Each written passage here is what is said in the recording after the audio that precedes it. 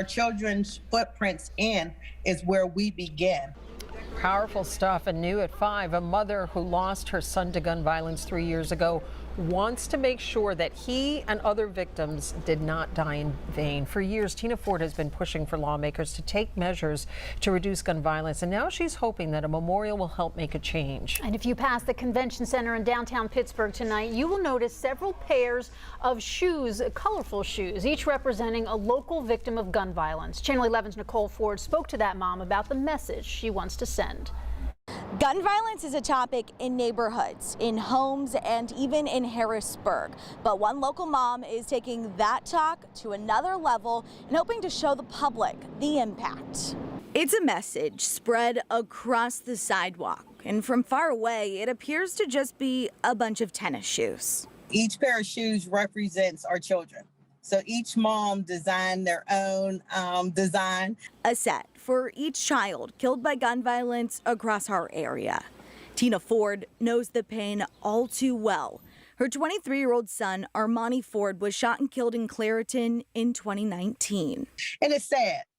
You know, it really is, because all those children who displayed shoes that day, they all should be here.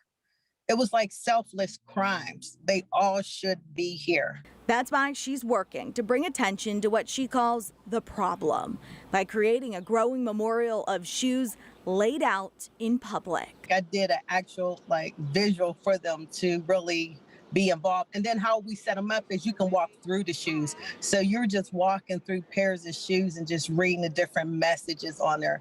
And then one lady, she just started tearing up and just looked at her son, and just kept looking at her son and looking at the shoes. Just this year, Allegheny County says 66 people were murdered.